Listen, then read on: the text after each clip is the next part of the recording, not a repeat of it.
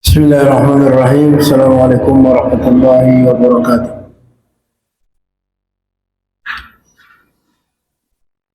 Innal hamdalillah nahmaduhu wa nasta'inuhu wa nastaghfiruh wa na'udzu billahi min shururi anfusina wa min sayyiati a'malina. Man yahdihillahu fala mudilla lahu wa man yudlil fala hadiya lahu. Wa asyhadu an la ilaha illallah wahdahu la syarika lahu wa asyhadu anna Muhammadan abduhu wa rasuluh. Allahumma salli ala Muhammad wa ala alihi wa sahbihi wa man tabi'ahum bi ihsanin ila yaumiddin. Amma ba'du, ikhwani wa akhwati fillah rahimani wa rahimakumullah.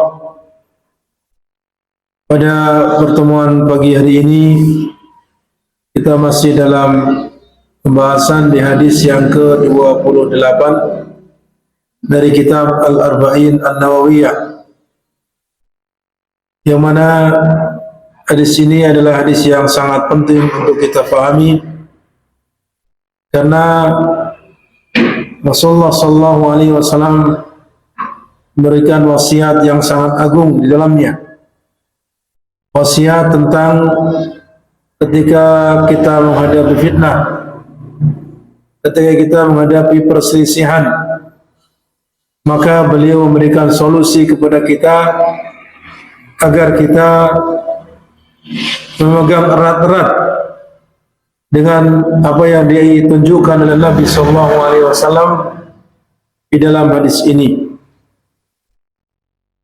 di mana hadisnya adalah hadis yang diriwayatkan oleh Al-Irbad bin Sariyah radhiyallahu anhu. Beliau mengatakan, wa'adana Rasulullah sallallahu alaihi wasallam mau'izatan wajilat minhal qulub wa dharafat minhal uyun.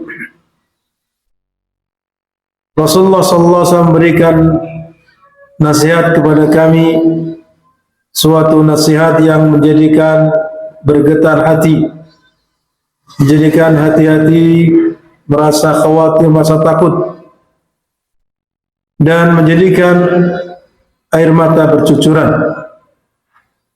Faqulna ya Rasulullah, ka'annaha mau'izatu muwaddi'in. Wahai Rasulullah, seolah-olah itu adalah nasihat perpisahan. Fa'ausina, oleh karena itu berikanlah kepada kami wasiat. Maka kemudian Rasulullah SAW mewasiatkan kepada sahabat-sahabatnya, qala usikum bittaqwallah azza wa jalla. Saya wasiatkan kepada kalian agar kalian bertakwa kepada Allah azza wa jalla. Wasam'i wa ta'ati wa in ta'ammara alaikum abdun. Dan wasiat mendengar dan taat, artinya kewajiban untuk mendengar dan taat walaupun yang memimpin kalian adalah seorang hamba sahaya. Fa innahu man ya'ish minkum fasayara ikhtilafan katsira. Lalu kemudian Rasulullah SAW mengabarkan, sesungguhnya orang yang masih hidup di antara kalian fasayara ikhtilafan katsira, maka niscaya nanti akan menjumpai, akan melihat perselisihan yang banyak. Ini menunjukkan akan terjadi fitnah berupa perbedaan pendapat, perselisihan antar kelompok, dan seterusnya. Oleh karena itu kemudian Rasulullah SAW memberikan solusi dalam hal ini, yaitu fa'alaikum bisunnati wa sunnatil khulafair rasyidina min ba'di. Dalam lafaz yang lain ar-rasyidina al-mahdiyina min ba'di. Maka wajib atas kalian agar kalian tidak terfitnah oleh fitnah perselisihan tersebut, agar berpegang teguh kepada sunnahku dan sunnah para khulafaur rasyidin, yang diberikan petunjuk setelahku, yaitu Abu Bakar, Umar, Utsman dan Ali. Kemudian Rasulullah SAW memerintahkan agar berpegang teguh kepadanya dengan gigi geraham. Wa'addu 'alaiha bin nawajid. Addu 'alaiha, berpegang teguhlah pada sunnah tersebut, ya, dengan gigi geraham. Ya, dengan gigi geraham. Maksudnya apa? Agar kita menggigit, maksudnya itu hiasan, bahwasanya ketika seorang itu memegang sesuatu yang mana agar dia tidak lepas darinya, maka digigit dengan gigi geraham yang menunjukkan kekuatannya. Kemudian wa iyyakum wa muhdatsatil umur. Selain itu juga Rasulullah SAW mewanti-wanti agar kita menjauhi perkara-perkara yang baru. Maksudnya perkara-perkara baru dalam agama, bukan urusannya dunia. Fa inna kulla bid'atin dhalalah. Karena setiap perkara baru itu adalah menyesatkan. Hadis ini adalah riwayat Abu Dawud dan Tirmidzi, yang mana Imam Tirmidzi mengatakan hadisnya hasan sahih. Pada kesempatan yang lalu telah kita sebutkan siapa biografinya dari perawi hadis ini, kemudian beberapa makna dari kalimat-kalimat yang disebutkan di dalam hadis ini. Yang mana kita pada kalimat as-sam'i wa ta'ah wa in ta'ammara 'alaikum 'abdun, yaitu kewajiban untuk mendengar dan taat. Kewajiban untuk mendengar dan taat. Di mana Rasulullah SAW mewasiatkan tadi as-sam'i was-sam'i wa ta'ati wa in ta'ammara 'alaikum 'abdun. Kewajiban mendengar dan taat ini maksudnya kepada siapa? Kepada waliul amr, kepada pemimpin yang sah, walaupun pemimpin tersebut adalah budak sahaya, hamba sahaya. As-sam'i, mendengar, maksudnya apabila pemimpin tersebut berbicara, maka kita mendengarkan. Apabila pemimpin tersebut memerintahkan, maka kita mentaatinya. Nah, ini maksud daripada as-sam'i wa ta'ah. Selama perintah tersebut bukan kemaksiatan kepada Allah Subhanahu wa ta'ala. Kalau kita melihat kalimat as-sam'i wa ta'ah, mendengar dan taat, itu sebenarnya bagian dari perintah untuk bertakwa, bagian dari wasiat Nabi SAW bertakwa. Hanya saja di sini kemudian disebutkan secara khusus karena menunjukkan pentingnya perkara tersebut dan betapa besar akibat buruknya apabila meremehkan, ya, urusan mendengar dan taat, terlebih lagi di zaman fitnah.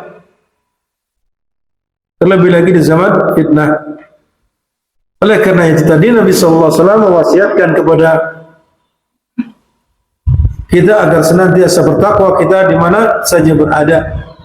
Kalimat takwa sudah kita sampaikan pada pertemuan yang lalu, maksudnya, ya, agar kita bertakwa dimanapun kita berada, dalam apapun keadaannya. Dan ya, kita senantiasa bertakwa kepada Allah Subhanahu wa ta'ala, baik itu dalam keadaan kita sendiri ataupun di hadapan orang lain. Karena banyak di antara manusia yang mungkin kalau di hadapan orang lain betul-betul dia menjaga agar lisannya tidak terjerumus ke dalam kalimat yang buruk, menjaga perbuatannya agar tidak melakukan perbuatan yang dilarang atau tidak layak untuk dilakukan. Akan tapi terkadang kalau sendirian, maka dia tidak memperhatikan hal itu. Oleh karena itu, ketakwaan itu tidak hanya pada keadaan seseorang di hadapan orang lain, tapi juga dalam keadaan sendiri dia senantiasa juga bertakwa kepada Allah Subhanahu wa ta'ala. Kemudian disebutkan dalam hadis tersebut, فَإِنَّهُ مَنْ يَعِشْ مِنْكُمْ فَإِنَّهُ مَنْ يَعِشْ مِنْكُمْ, maksudnya, maka sesungguhnya apabila di antara kalian, barang siapa di antara kalian yang masih hidup, artinya umurnya panjang. Ini Rasulullah berkata kepada sahabat-sahabat nanti. Artinya ketika mereka berumur panjang setelah Nabi SAW meninggal dunia, maka nanti akan melihat terjadinya apa? Terjadinya perselisihan. Karena Nabi mengabarkan fasayara ikhtilafan katsira. Niscaya dia yang masih hidup tersebut akan melihat terjadinya perselisihan yang banyak. Adanya perpecahan. Oleh karena itu kemudian Nabi SAW memberikan wasiat agar senantiasa berpegang teguh kepada sunnahnya dan sunnah Khulafaur Rasyidin. Ya, dalam sabda beliau, fa'alaikum bisunnati wa sunnatil khulafair rasyidina al-mahdiyina min ba'di. Ya, terjadi perselisihan, fitnah, keburukan yang barangkali tidak terjadi di zaman Nabi sallallahu alaihi wasallam. Itu di zaman sahabat sudah dikategorikan sebagai fitnah. Terlebih lagi di zaman kita. Terlebih lagi di zaman kita, di mana terjadi banyak perselisihan di antara kaum muslimin sendiri. Ya. Maka dalam hal ini Rasulullah SAW mewasiatkan kepada kita semua agar terhindar dari fitnah perbedaan, fitnah perselisihan tersebut, berpegang teguh dengan sunnah Nabi Sallallahu Alaihi Wasallam. Maksudnya bagaimana? Berpegang teguh dengan sunnah Nabi Sallallahu Alaihi Wasallam itu, maksudnya berpegang teguh dengan jalan yang diajarkan oleh Nabi Sallallahu Alaihi Wasallam, yang Nabi ajarkan kepada umatnya. Baik itu dalam masalah akidah, dalam masalah ibadah, dalam masalah manhaj, dalam beragama, ya, dalam masalah bermuamalah, dalam masalah akhlak dan perilaku. Maka hendaknya ini berpegang teguh kepada apa yang diajarkan oleh Nabi Sallallahu Alaihi Wasallam, jalan yang ditempuh oleh Nabi Sallallahu Alaihi Wasallam. Dan janganlah kalian membuat perkara-perkara yang baru dalam agama yang tidak ada ajarannya darinya, dan janganlah kalian keluar dari syariatnya. Nah, itu maksud daripada wasiat Nabi agar berpegang teguh kepada sunnah Nabi Sallallahu Alaihi Wasallam. Karena sunnah tentunya, kalau secara bahasa sunnah itu artinya tariqah, jalan yang ditempuh. Ya, entah itu jalan yang buruk atau jalan yang baik. Itu kalau secara bahasa. Akan tapi maksudnya sunnah di sini, sebagaimana para ulama menyebutkan, yaitu ya, petunjuk Nabi Sallallahu Alaihi Wasallam di dalam beragama ini. Oleh karena itu ahli hadis menyebutkan sunnah itu adalah apa-apa yang diucapkan, apa-apa yang dinisbatkan kepada Nabi SAW berupa ucapan, perbuatan, penatapan, dan juga sifat-sifat Nabi SAW. Itu sunnah. Berarti kalau kita berpegang teguh kepada sunnah Nabi, berarti kita berpegang teguh kepada perbuatan-perbuatan Nabi, ucapan-ucapan Nabi, ya, penetapan yang ditetapkan oleh Nabi dari syariat ini. Kemudian juga contoh-contoh yang dicontohkan oleh Nabi berupa akhlak, perilaku, muamalah, dan seterusnya. Nah, itu demikian. Kemudian selanjutnya supaya kita berpegang teguh dengan sunnahnya para khulafaur rasyidin. Khulafaur rasyidin itu adalah pemimpin-pemimpin setelah Rasulullah SAW dari kaum muslimin.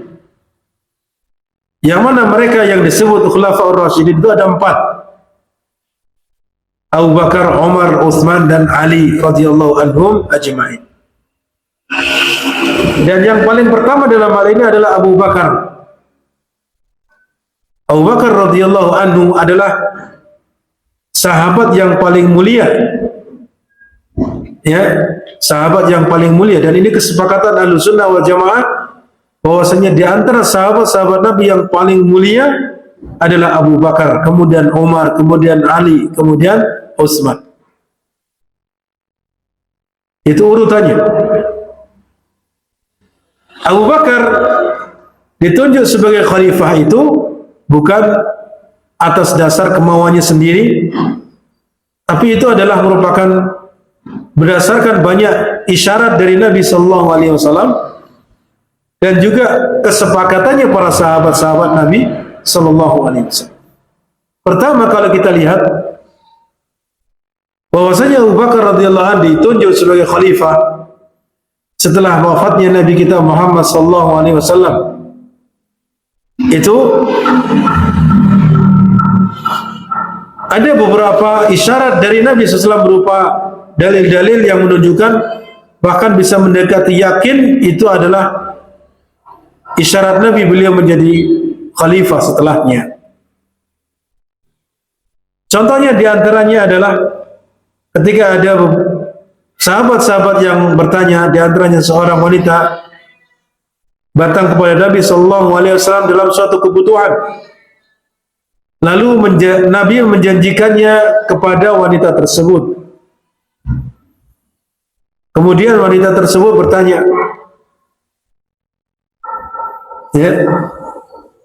ya Rasulullah, wahai Rasulullah, kalau saya tidak mendapatimu, maka apa jawaban Rasulullah SAW? Maka carilah Abu Bakar, datangilah Abu Bakar, tidak kepada yang lain. Kemudian Rasulullah SAW bersabda, wa ya'ballahu wa rasuluhu wal mu'minuna illa Abu Bakar. Dan Allah, Rasulnya, dan orang-orang yang beriman enggan kecuali ya harus Abu Bakar. Kemudian juga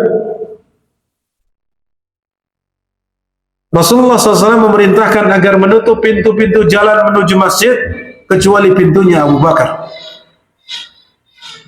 Ya, kecuali pintunya Abu Bakar. Demikian pula Rasulullah SAW menjadikannya imam salat ketika Rasulullah SAW tidak mampu mengimami dalam keadaan sakit keras, sakit yang parah, maka Rasulullah SAW menunjuk Abu Bakar untuk mengimami.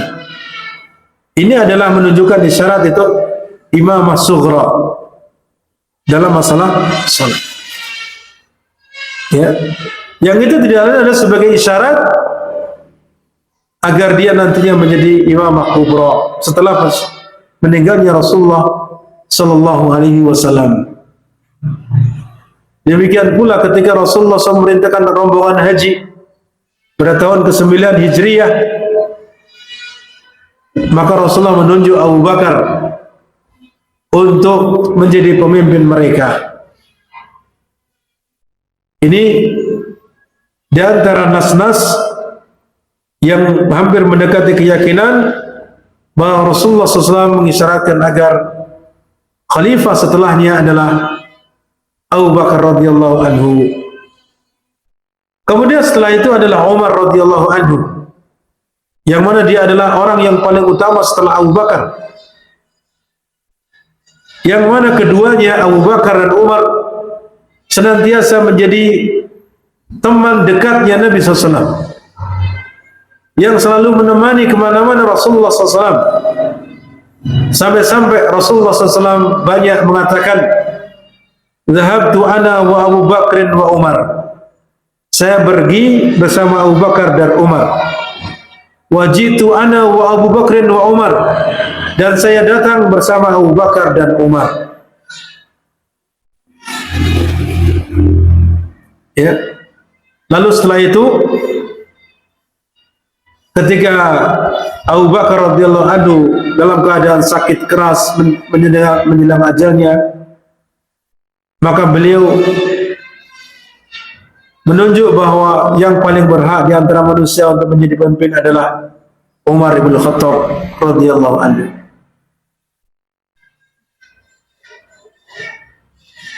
Kemudian setelah itu adalah Utsman, berdasarkan musyawarah, yang mana orang-orang yang ditunjuk di sini untuk bermusyawarah ditunjuk oleh Umar radhiyallahu anhu agar mereka menetapkan siapa di antara mereka yang menjadi pemimpin. Kemudian mereka menunjuk Utsman radhiyallahu anhu, demikian pula Ali radhiyallahu anhu setelahnya. Itulah yang disebut sebagai Khulafaur Rasyidin, yang disebutkan dalam hadis Nabi sallallahu alaihi wasallam. Kemudian tadi bahwasanya Rasulullah SAW memerintahkan agar berpegang teguh kepadanya dengan menggigitnya dengan gigi geraham. Addu alaiha bin nawajid. Gigitlah sunnah itu dengan gigi geraham. Apakah sunnah itu bentuknya benda atau buku atau apa supaya kemudian digigit? Tidak demikian. Maksudnya apa? Ini kiasan. Kiasan bahwasanya kalau kita memegang sesuatu atau supaya barang tersebut tidak lepas dari kita, maka kita gigit dengan sekuat-kuatnya dengan gigi geraham kita, tidak dengan gigi taring kita, tidak. Syekh Shalih Al-Fauzan ketika menjelaskan hadis ini, beliau ada satu buku khusus tentang syarah hadis Al-Irbad Ibn Sariyah. Barangkali sudah terjemahkan, nanti bisa mencarinya penjelasan beliau tentang terjemahnya, di mana beliau menjelaskan ketika dalam hadis ini dikatakan Abdu alaiha bin nawajid, itu menggambarkan seperti seorang yang sedang dalam keadaan terjatuh ke sungai atau kolam atau apa saja yang mana dia tidak bisa berenang, ya, dia tidak mendapati kecuali ada satu tali, yang tali itu, ya, setelah dengan izin Allah dia akan bisa selamat dengan sebab tali tersebut. Maka kan tidak mungkin dia akan melepasnya. Nah, ini diibaratkan ketika dia ingin berenang sambil menggigit tali tersebut dengan gigi gerahamnya, karena dengan gigi geraham itulah yang kemudian dia akan berpegang teguhnya kepadanya dengan kuat, memeganginya dengan kuat. Nah, itu ibaratnya demikian. Jadi menggigit dengan gigi geraham itu sebuah ibarat, ungkapan ketika seorang itu memegang teguh kepada sesuatu dengan sangat kuat. Itu demikian, sangat kuat. Oleh karena itu sunnah Nabi dan sunnah Khulafaur Rasyidin hendaknya kita senantiasa berpegang teguh padanya agar kita tidak terlepas, sehingga kita ikut masuk, ikut larut, terjatuh ke dalam fitnah. Apalagi sekali lagi bahwasanya kita hidup di zaman fitnah, hidup di zaman perpecahan, hidup di zaman orang-orang berselisih pendapat dan seterusnya. Maka kita tidak perlu kemudian melihat kepada kelompok ini, kelompok itu, kelompok fulan. Tidak, tapi kita melihat apakah ini sesuai dengan sunnah Nabi, sunnahnya Khulafaur Rasyidin atau tidak. Itu yang diajarkan Nabi. Kita tinggalkan kelompok fulani, kita tinggalkan semua. Yang kita lihat apakah dia berpegang teguh kepada sunnah Nabi SAW atau tidak. Karena itulah yang diajarkan Nabi SAW, yang diwasiatkan oleh Nabi SAW ketika terjadi apa? Perselisihan pendapat, ketika terjadi perpecahan dan seterusnya. Maka tidak akan ada habisnya kalau kita mengikuti kelompok fulan yang kita tidak jelas tahu apa dasarnya. Maka yang paling mendekati kepada sunnah itulah, yang berpegang teguh kepada sunnah itulah yang kita ikuti. Ya, itu yang kita ikuti. Kemudian wasiat Rasulullah SAW berikutnya, wa iyyakum wa muhdatsatil umur. Ketika terjadi perselisihan, hendaknya kita jauhi sejauh-jauhnya perkara-perkara yang baru. Ya, kita di samping berpegang teguh kepada sunnah Nabi dan sunnah Khulafaur Rasyidin, maka kita menjauhi perkara-perkara baru yang dinisbatkan kepada agama. Maksudnya perkara-perkara baru di sini maksudnya perkara baru dalam agama yang mereka klaim bagian dari ajaran Nabi SAW. Kalau urusan-urusan dunia, maka ini tidak ada masalah. Adanya sepeda motor, adanya mobil, adanya kereta, pesawat terbang, pengeras suara, ya ada HP. Itu semua adalah urusan-urusan dunia yang tidak ada kaitannya dengan agama. Maka ini tidak dilarang. Ya, tidak dilarang. Bahkan kita dipersilahkan untuk tatawur setinggi-tingginya, secanggih-canggihnya. Melakukan pengembangan dalam masalah teknologi secanggih mungkin. Akan tapi ingat, ya, jangan sampai kemudian itu melupakan diri sehingga dia membanggakan dirinya seolah-olah apa? Seolah-olah kalau tidak itu maka tidak akan berhasil. Seolah-olah yang kalau tidak demikian maka tidak maju, tidak demikian. Itu semua sebagai sarana yang menunjang kita supaya mudah dalam ibadah kepada Allah Subhanahu wa taala. Kemajuan teknologi, kemajuan peradaban, kemajuan pemikiran dan seterusnya itu tidak akan memberikan manfaat kepada orang yang memilikinya, orang yang telah mampu mencapainya, kecuali dia gunakan untuk mendekatkan diri kepada Allah Subhanahu wa taala sebagai sarana untuk ibadah kepada Allah Subhanahu wa taala dalam apapun bentuknya. Ya, itu kalau urusan dunia. Akan tapi maksud dari kita, dari apa? Ucapan Nabi, wa iyyakum wa muhdatsatil umur, itu adalah perkara-perkara baru dalam urusan agama. Ya, karena agama ini sudah ditutup, ajarannya sudah habis sejak meninggalnya Nabi Sallallahu Alaihi Wasallam. Sehingga setelahnya hanya sifatnya menerima warisan, sifatnya seperti paket. Ya, tidak ada lagi variatif atau inovasi. Inovasi bukan dalam urusan agama. Tadi inovasi dalam urusan dunia silakan. Inovasi dalam agama tidak ada. Ya, oleh karena itu kalau kita beragama ya sesuai seperti apa yang diajarkan, ditunjukkan oleh Nabi Sallallahu Alaihi Wasallam. Adapun sarana prasarana itu tidak ada masalah.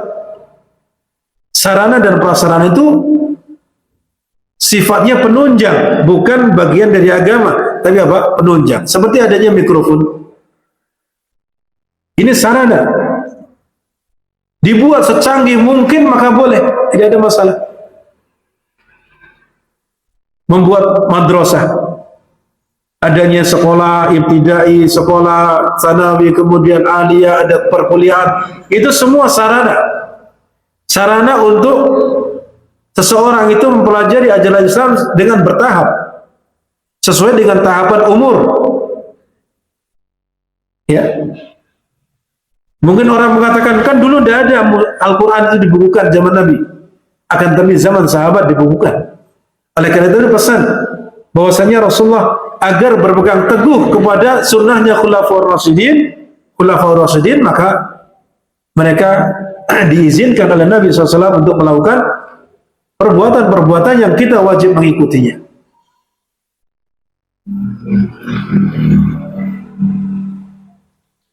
Dan yang lainnya, contoh-contoh banyak yang sebagian salah faham bahwa itu dianggap sebagai perbuatan yang apa? Dianggap sebagai perbuatan yang baru, yang baik dalam agama. Tidak ada perkara baru dalam agama, semuanya apa? Sebagaimana yang dikatakan oleh Rasulullah, lanjutannya apa? Fa inna kulla muhdatsatin bid'ah. Sesungguhnya segala yang baru itu dalam ajaran Islam itu disebut bid'ah. Artinya perkara baru dalam agama, bukan perkara baru dalam urusan dunia atau sarana prasarana. Kalau sarana prasarana tadi itu semuanya bisa dikembangkan sesuai dengan zamannya. Alat transportasi dalam zaman Nabi tidak ada alat transportasi berupa kereta api, pesawat dan seterusnya. Sehingga kalau orang menunaikan ibadah haji dengan berjalan kaki, dengan naik kuda, naik onta, dan seterusnya. Maka dengan perkembangan zaman, sarana prasarana itu boleh dikembangkan. Karena itu bukan bagian dari ajaran agama. Itu urusan dunia. Hanya sebagai sarana. Nah ini yang disalahfahami, sehingga mereka mengatakan, oh kalau kita tidak boleh melakukan bid'ah, ya berarti tidak boleh kita pakai kendaraan mobil, kereta api, pesawat. Silakan naik haji dengan onta. Ini keliru dalam memahami kata yang disabdakan oleh Nabi Sallallahu Alaihi Wasallam. Maksudnya adalah urusan-urusan yang hubungannya dengan agama. Kalau sarana dan prasarana itu boleh dikembangkan sebagaimana sesuai zamannya. Bahkan Nabi SAW menegaskan, kullu bid'atin dolalah. Setiap yang bid'ah itu menyesatkan. Tidak ada kemudian ada bid'ah dibagi dua, ada juga bid'ah dibagi lima, itu tidak ada. Ini sekali lagi bahwa Rasulullah telah menegaskan hal itu. Ya, maka setiap perkara baru dalam agama itu adalah bid'ah dan setiap bid'ah adalah sesat. Tentunya sesuai dengan tingkatan bid'ahnya. Kalau bid'ahnya berat, bisa jadi kufur, maka ini sangat bahaya. Ada bid'ah yang sifatnya ringan, walaupun bentuk juga termasuk dosa besar. Itu demikian ikhwatul iman, akromani wa akramakumullah, wasiat Nabi sallallahu alaihi wasallam kepada sahabat-sahabatnya ketika terjadi fitnah, ketika terjadi perselisihan pendapat dan seterusnya. Kemudian di antara faidah yang dapat kita ambil dari hadis ini adalah pertama, syiddatu ta'siri mau'izatir Rasul sallallahu alaihi wasallam haitsu wajilat minhal qulub wa dharafat minhal uyun. Ya, begitu besar pengaruh mau'izah Nabi sallallahu alaihi wasallam kepada sahabat-sahabatnya yang mendengarkan, di mana menjadikan hati-hati para sahabat bergetar, merasa takut, dan juga menjadikan air mata mereka bercucuran. Kemudian yang kedua yang disebutkan di sini, ya, perlunya ada atau disyariatkannya mau'izah. Saya tambahkan ya supaya ada kaitannya. Disyariatkannya mau'idhah atau nasihat. Nah, ini tentunya sangat penting sekali kita mendengarkan nasihat. Baik itu dari orang tua kita, dari guru-guru kita dengarkan nasihat mereka. Karena hati ini butuh siraman rohani. Ya, makanannya hati itu adalah apa? Nasihat tadi. Munculnya dari ayat Al-Quran, munculnya dari hadis Nabi, kemudian dikemas dengan sebuah nasihat mau'idhah. Ya, itu sangat perlu. Jangan kemudian kita anania. Anania itu egois atau merasa sombong. Saya tidak butuh nasihat. Ini merasa dirinya sombong. Ya, merasa lebih dari yang lain, tidak butuh nasihat orang lain. Maka ini berbahaya. Kenapa? Seperti fisiknya, kalau dia tidak makan, lemah atau tidak? Lemah fisiknya. Bisa jadi jatuh sakit. Yang kalau sakitnya sudah parah, bisa jadi akan meninggal. Maka demikian pula hati. Hati itu butuh makanan. Roh itu butuh makanan. Sedangkan makanan hati, makanan roh itu adalah nasihat tadi. Ya, nasihat yang datangnya dari ayat-ayat Al-Quran, hadis-hadis Nabi SAW, nasihat-nasihat kebaikan. Agar menyentuh hati ini supaya apa? Mengingat kembali, supaya kita lebih dekat kepada Allah, supaya kita mawas diri, agar kita tidak terjatuh pada perbuatan dosa, dan seterusnya. Itu tujuannya. Kita tidak bisa lepas dari hal itu. Oleh karena itu butuh kita mendengar nasihat. Nasihat-nasihat kebaikan. Sehingga disyariatkan paling tidak seminggu sekali. Ya, paling tidak memberikan nasihat atau mendengarkan nasihat minimal seminggu sekali. Kalaupun ingin melebihi dari itu, maka sahabat mengatakan seminggu 2 kali atau paling banyak 3 kali. Itu nasihat. Nasihat berbeda dengan pelajaran. Ya. Jadi ada sifatnya mau'idhah, nasihat. Yang nasihat itu berarti maksudnya apa? Menjadikan hati itu tergugah. Semangat muncul lagi.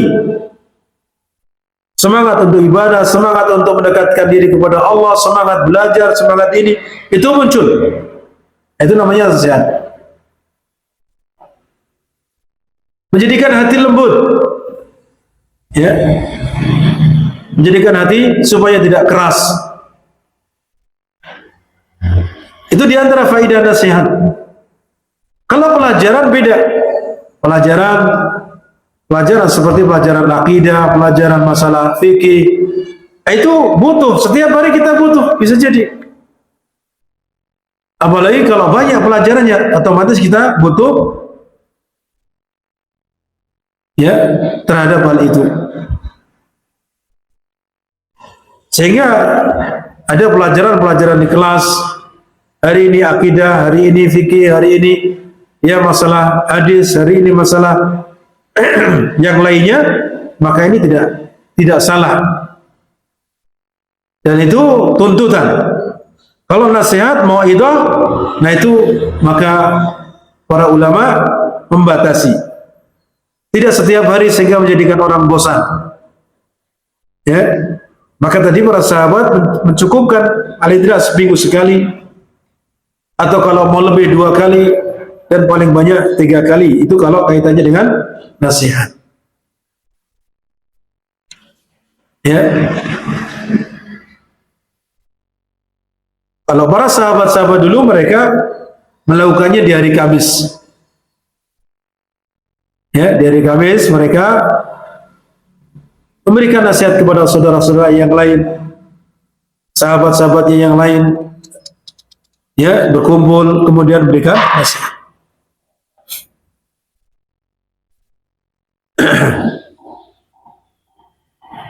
Kemudian selanjutnya adanya bagi orang yang berikan nasihat, dia melihat supaya memilih kata-kata yang ringkas dan berpengaruh, sehingga menjadikan nasihat itu bermakna. Sebagaimana nasihat Rasulullah SAW yang menjadikan para sahabat-sahabat itu terenyuh hatinya, tergugah hatinya, sehingga menjadikan hati mereka bergetar, menjadikan air mata mereka bercucuran dan seterusnya. Ini tentunya bagi orang yang menasihati, memilih kata-kata yang indah, kata-kata yang berpengaruh, ya. Dan banyak insyaallah para pemberi mau'idhah itu biasanya materi-materi yang sifatnya umum. Nah, maka biasanya ada di situ ada kajian berupa tabligh akbar, atau mungkin ya kajian umum. Itu sifatnya adalah memberikan nasihat supaya terdorong untuk senantiasa semangat ibadah, semangat thalabul ilmi, menjauhi maksiat dan seterusnya. Ya, kalau mau belajar secara runut bukan di situ tempatnya. Itu sifatnya apa? Mendengarkan nasihat secara agar semakin semangat. Nah, itu demikian.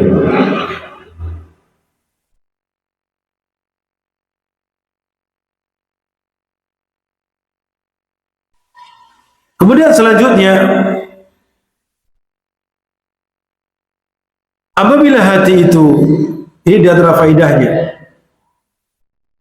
artinya secara kebiasaan, secara umum, bahwa hati itu apabila merasa takut, maka mata akan menangis.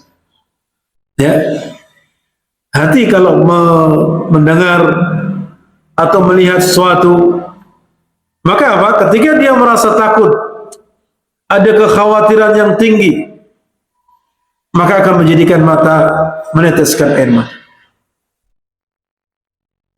Ini tentunya bagi mereka yang hatinya lembut, hatinya bersih, bukan orang-orang yang hatinya keras. Maka melihat diri kita masing-masing. Jangan sampai hati kita kemudian menjadi keras, seperti yang digambarkan dalam Al-Quran, "Tsumma qasat qulubuhum", menjadi hati mereka menjadi keras, bahkan lebih keras dari batu. Batu saja kalau terkena air, ditetesi air terus menerus, berkurang atau tidak? Akan berlubang atau tidak? Berlubang. Ini tidak. Hati yang sudah keras disirami setiap hari dengan nasihat mentah. Ini kalau hatinya sudah mati, hati sudah mengeras melebihi batu. Ini bahaya. Ya, dia dinasihati, disampaikan kepadanya ayat Al-Quran, sampaikan kepadanya hadis Nabi, sudah tidak mempan lagi. Ya, mendengarkan saja tidak mau, atau kalau mendengarkan bisa jadi masuk telinga langsung mental, atau ya minimal masuk telinga kanan, keluar telinga kiri. Ini masih mending, masih masuk. Karena kalau sudah tidak masuk lagi, mental, ini yang sudah berbahaya. Sehingga kalau mendengarkan nasihat, yang lainnya tersentuh hatinya sehingga menangis, dia tidak. Ya. Oleh karena itu belajarlah, belajar supaya hati ini menjadi lembut. Bagaimana caranya? Tersentuh ketika kita membaca sirah, perjalanan para sahabat, ya. Kemudian tersentuh ketika kita membaca bagaimana perjalanan para ulama terdahulu. Nah, itu dengan membaca itu akhirnya kita akan menjadi apa? Lembut hati kita. Ya, lembut hati kita. Jangan justru ketika ada orang menasihati yang sebenarnya nasihat itu sangat berpengaruh sehingga banyak orang dia justru tertawa atau mentertawakan. Ini yang seperti ini sudah keras hati, bahaya. Ya, berbahaya.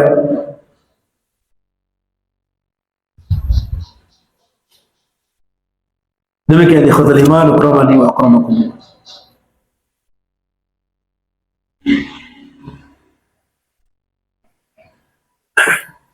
Kemudian pentingnya apa? Yang berikutnya, hendaknya seorang manusia itu meminta kepada orang yang alim, orang yang mengerti, kalau ada kesempatan untuk bisa meminta wasiat kepadanya. Ya, sebagaimana ucapan sahabat-sahabat ketika melihat seolah-olah ini adalah ucapan atau nasihat terakhir, maka mereka meminta kepada Nabi, ausina. Ya, wahai Rasulullah, berikan wasiat kepada kami. Karena khawatir nanti tidak lagi ada kesempatan untuk memberikan wasiat. Tentunya ini ada dalam keadaan-keadaan tertentu, seperti barangkali kalau dia mau safar, ya, barangkali dia sudah, kalau antum di sekolah misalkan sedang di semester-semester akhir ketika mau perpisahan, kepada guru yang antum percaya, yang sekiranya ketika dia dapat memberikan nasihat, maka minta nasihat. Minta nasihat yang baik. Ya. Kalau tidak perorangan, mungkin berkumpul, datangi ke rumahnya atau datangi ke kantornya. Ya, minta nasihati supaya apa? Memberikan wasiat yang bermanfaat untuk jenjang berikutnya, untuk ya mengarungi kehidupan berikutnya. Itu sangat baik, menunjukkan antum itu betul-betul para pelajar yang butuh kepada apa? Kepada nasihat orang yang memiliki pengalaman lebih. Itu demikian caranya.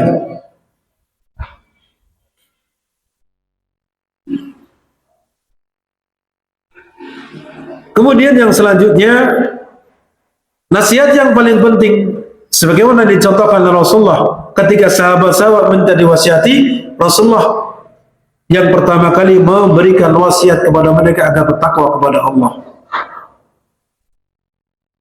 Apakah mereka selama ini tidak mengerti apa itu takwa?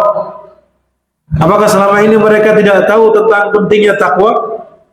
Sangat mengetahui, sahabat-sahabat Nabi mengetahui, akan tapi wasiat itu tetap disampaikan untuk menjadikan mereka supaya ingat. Dan inilah wasiat orang-orang yang terdahulu dari kalangan orang-orang saleh hingga akhir nanti. Ya, agar bertakwa kepada Allah Subhanahu wa ta'ala. Ini menunjukkan keutamaan takwa, di mana wasiat takwa itu adalah perkara yang sangat penting, perkara yang pertama kali yang hendaknya diwasiatkan.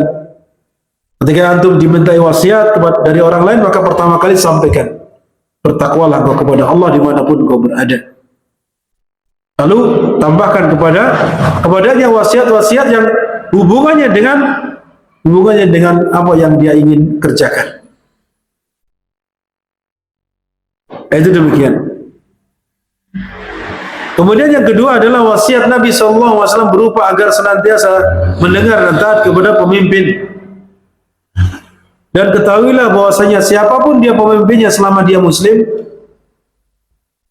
ya, selama dia muslim dan diangkat sebagai pemimpin dengan cara yang dibenarkan oleh syariat, maka mentaatinya adalah ibadah.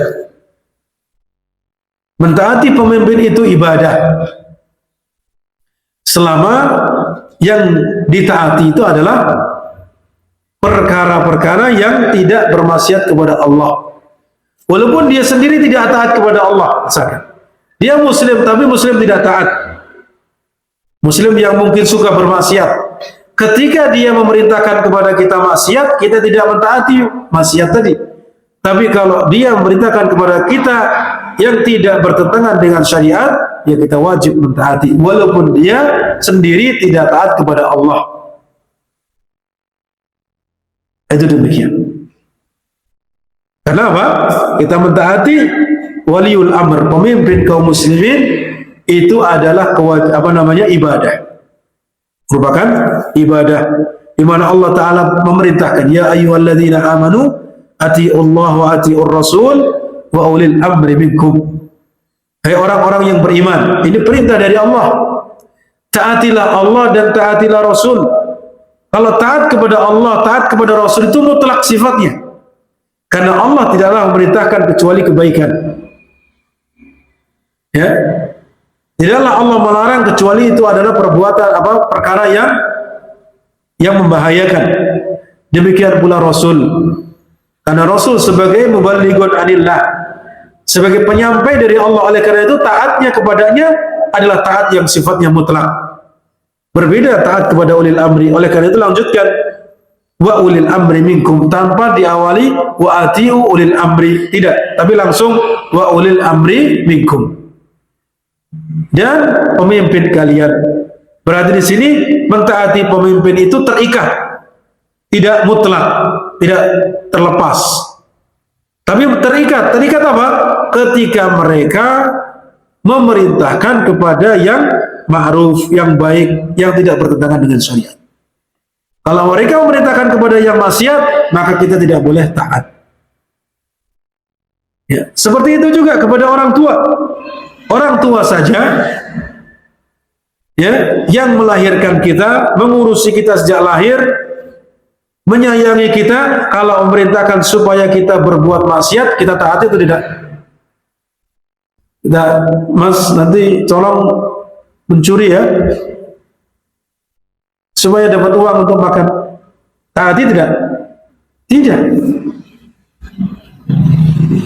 Atau diajak kita, nanti kita datang ke gereja ya untuk ibadah di sana. Boleh tidak? Tidak boleh, taati. Ini orang tua. Sama seperti itu juga siapapun orang yang di atasan kita, entah itu mungkin guru kita, entah itu dia itu misalkan kita dalam sebuah perusahaan sebagai pemimpin perusahaan, entah itu ya pemimpin kita, kalau memerintahkan yang maksiat, maka kita wajib tidak bertaati, kita tolak. Tapi perkara-perkara yang lain yang tidak maksiat, maka kita tetap wajib mentaati. Itu demikian. Ini barangkali yang bisa kita baca hari ini. Insyaallah faidah-faidah dan aqwalus salaf masih sebagiannya masih belum kita baca. Insyaallah kita lanjutkan yang akan datang biidznillah ta'ala. Baik, silakan nanti kalau ada pertanyaan, masih kita buka 5 menit insyaallah. Kita cukupkan. Sallallahu ala nabiyina Muhammad wa ala alihi wa sahbihi ajma'in. Subhanakallahumma wa bihamdika asyhadu an la ilaha illa anta astaghfiruka wa atubu ilaik. Assalamualaikum warahmatullahi wabarakatuh.